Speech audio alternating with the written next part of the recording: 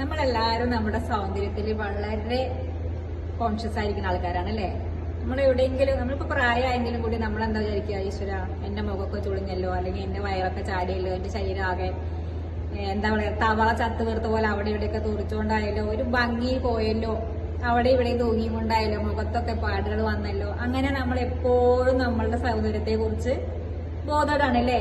ആർക്കാണ് സൗന്ദര്യം ഇല്ലാതെ ജീവിക്കാൻ ആഗ്രഹിക്കുന്നത്? എല്ലാവർക്കും ബ്യൂട്ടിയാണ് എല്ലാവരും ആഗ്രഹിക്കുന്നത്. എല്ലാവർക്കും ആരും അങ്ങനെ ഒരു എന്താ പറയാ എനിക്ക് സൗന്ദര്യമൊന്നും വേണ്ട എന്ന് പറഞ്ഞ് ജീവിക്കുന്ന, അല്ലെങ്കിൽ ഞാൻ വയസ്സെത്തിയാന്ന് പറഞ്ഞ് ജീവിക്കാൻ ആരും ആഗ്രഹിക്കുന്നില്ല.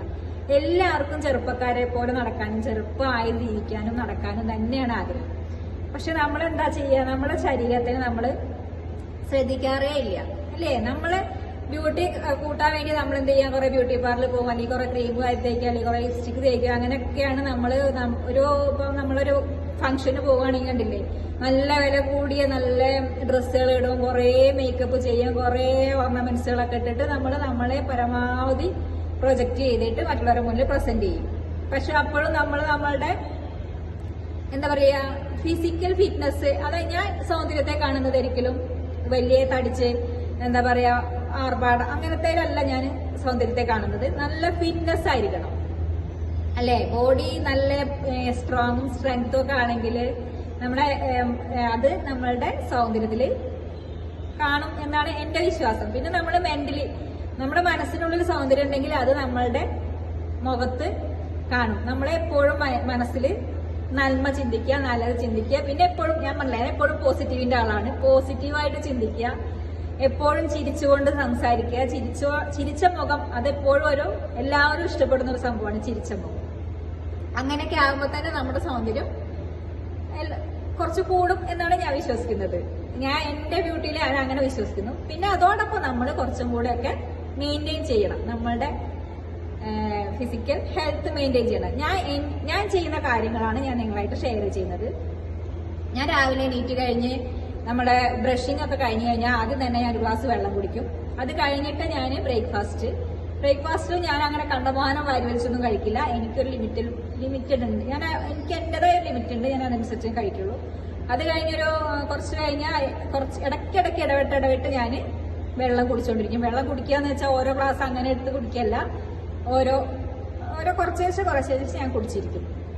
അത് മാക്സിമം ഞാൻ ഒരു ദിവസം ഒരു 4 ലിറ്റർ വെള്ളമെങ്കിലും കുടിക്കുന്നുണ്ട്. അത്രയധികം ഞാൻ വെള്ളം കുടിക്കുന്നുണ്ടെങ്കിലും കൂടി ഒരുമിച്ചിട്ടല്ല കുടിക്കുന്നത്. ഞാൻ മാക്സിമം വെള്ളത്തിന്റെ അളവ് കൂട്ടും. അങ്ങനെയാണ് ചെയ്യുന്നത്. ഉച്ചയ്ക്കായാലും ചോറിന്റെ അളവൊക്കെ ഞാൻ വളരെ കുറവും, പകരം ഞാൻ അതിന്റെ സൈഡ് ഡിഷുകൾ എന്താ വെച്ചാൽ ഉപ്പേരികൾ, പച്ചക്കറികളാണ് കൂടുതൽ കഴിക്കാനായിട്ട്.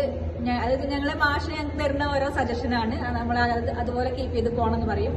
ഫ്രൂട്ട്സ് കഴിക്കണം, നട്ട്സ് കഴിക്കണം എന്നൊക്കെ പറയും. പക്ഷെ അതൊന്നും മെയിൻറ്റെയിൻ ചെയ്തില്ലെങ്കിലും ഞാൻ അത്യാവശ്യം അങ്ങനെയൊക്കെ നോക്കാറുണ്ട്. പിന്നെ ഞാൻ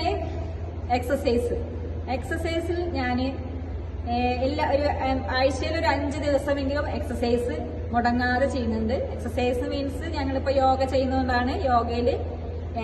യോഗ നമ്മളെ ആസനങ്ങൾ മാത്രമല്ല ചെയ്യുന്നത്, അതായത് ഫിസിക്കലായിട്ട് നമുക്ക് എക്സസൈസ് കൂടിയാണ് ഞങ്ങൾക്ക് ഇവിടെ പ്രാക്ടീസ് ചെയ്യിപ്പിക്കുന്നത്. അപ്പൊ അതുകൊണ്ട് നന്നായിട്ട് എനിക്ക് എന്റെ ബോഡി മെയിൻറ്റെയിൻ ചെയ്യാൻ കഴിയുന്നുണ്ട്. പിന്നെ നല്ലോണം ഉറങ്ങും. എന്റെ ഏറ്റവും വലിയ ഹോബി ഉറക്കാണ്. അപ്പൊ ഞാൻ മാക്സിമം 8 മണിക്കൂർ 10 മണിക്കൂർ കിടന്നാലും ഞാൻ ഉറങ്ങും. ഉറക്കത്തിന് ഞാൻ യാതൊരു കുറവും വരത്തില്ല. അതിനിപ്പോ എന്ത് പ്രശ്നങ്ങൾ ഉണ്ടായാലും, എനിക്ക് ഒരുപാട് പ്രശ്നങ്ങളുണ്ട്. ആ പ്രശ്നങ്ങളൊന്നും ഒരിക്കലും ഞാൻ എന്റെ ഉറക്കത്തിനെ മാത്രം ബാധിപ്പിക്കില്ല. കാരണം എനിക്ക് എന്റെ ഏറ്റവും ഇഷ്ടമുള്ളൊരു സംഭവമാണ് ഉറക്കം. നമ്മൾ നന്നായിട്ട് മനസ്സ് റിലാക്സ് ആയി ഉറങ്ങി കഴിഞ്ഞാൽ തന്നെ നമ്മളുടെ പല പ്രശ്നങ്ങളെയും നേരിടാനുള്ളൊരു സ്ട്രെങ്ത് നമുക്ക് കിട്ടും. അപ്പൊ ഇങ്ങനെയൊക്കെ നമ്മൾ മെയിൻറ്റെയിൻ ചെയ്ത് കഴിഞ്ഞു കഴിഞ്ഞാൽ നമ്മളെ എങ്ങനെ നോക്കുന്നു അനുസരിച്ചിട്ട് തന്നെയാണ് നമ്മളുടെ ശരീരം പോവുക. അപ്പൊ നമ്മൾ നന്നായിട്ട് കെയർ കൊടുക്കുക. നമ്മൾ എന്തിനാണോ സമയം കൊടുക്കുന്നത് അത് തന്നെയായിരിക്കും എന്താ പറയാ ഒരു ഗുണമുണ്ടാവുക. അതായത് ഏത് കാര്യത്തിനാണ് നമ്മൾ സമയം, ഇപ്പൊ ബാക്കിയുള്ള എല്ലാ കാര്യത്തിനും നമുക്ക് സമയം ഉണ്ടാവും. നമ്മൾ അങ്ങോട്ട് പോകുന്നുണ്ടാവും, മൊബൈൽ നോക്കുന്നുണ്ടാവും, TV കാണുണ്ടാവും, സിനിമ കാണുണ്ടാവും, കല്യാണങ്ങൾക്ക് പോകുന്നുണ്ടാവും, ഒക്കെ പോകുന്നുണ്ടാവും. പക്ഷെ എക്സസൈസിന് മാത്രം നമുക്ക് സമയമില്ല അല്ലേ. അത് നമ്മൾ എക്സസൈസ് നല്ലോണം ചെയ്യുന്നേ വേണം. അപ്പൊ ചിലവരെന്താ ചെയ്യാറിയോ, നല്ല നല്ല ഫുഡുകൾ കഴിക്കും. സൗന്ദര്യം കൂടാൻ വേണ്ടിയിട്ട് അല്ലെങ്കിൽ ഹെൽത്ത് ഉണ്ടാവാനെന്നൊക്കെ പറഞ്ഞ് നല്ല ഫുഡുകൾ കഴിക്കും. പക്ഷെ എക്സസൈസ് ചെയ്യുക, അങ്ങനെ ഇരുന്നിട്ട് തടി കൂട്ടുക, എന്നിട്ട് ഇങ്ങനെ ഇതാണ് സൗന്ദര്യം എന്ന് വിചാരിച്ചിട്ട് നടക്കുന്നുണ്ട്. അതല്ല സൗന്ദര്യം. നിങ്ങളൊന്ന് വന്നിട്ട് ഒന്ന് ജസ്റ്റ് ഒന്ന് നിങ്ങൾ ചെയ്തു നോക്കുക. എന്തെങ്കിലുമൊക്കെ ഒരു എക്സസൈസ് നിങ്ങൾ ചെയ്തു നോക്കുമ്പോൾ നിങ്ങൾക്ക് മനസ്സിലാവും നിങ്ങൾ എത്രത്തോളം നിങ്ങളുടെ ആരോഗ്യത്തെ നോക്കുന്നില്ല എന്നുള്ളത്. അതുകൊണ്ട് എപ്പോഴും നല്ല യങ്ങായി ഇരിക്കണം എന്നുണ്ടെങ്കിൽ നല്ലോണം എക്സസൈസ് ചെയ്യുക, ഫുഡ് നല്ലോണം കൺട്രോൾ ചെയ്യുക, വല്ലാണ്ട് വായ വലിച്ച് കഴിക്കാതിരിക്കുക. നമ്മളുടെ ജീവൻ നിലനിർത്താനുള്ള ഫുഡ് മതി, അല്ലാണ്ട് ഓരോ എന്താ പറയാ കുന്നോളം ഭക്ഷണമൊന്നും കഴിക്കണ്ട. നമ്മുടെ ശരീരത്തിന് അത്രമാത്രം ഭക്ഷണമൊന്നും ആവശ്യമില്ല. നമ്മൾ ഭക്ഷണത്തിന്റെ അളവ് കൂടുന്നതനുസരിച്ച് തന്നെയാണ് നമ്മുടെ വയറിന്റെ വലിപ്പം കൂടുന്നത്.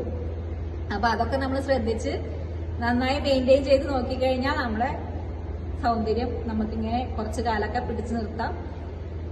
നല്ല എപ്പോഴും ഹാപ്പി ആയിട്ടിരിക്കുക, അതാണ് നമ്മുടെ ആ സന്തോഷം എപ്പോഴും നമ്മുടെ മുഖത്തും ഉണ്ടാവും.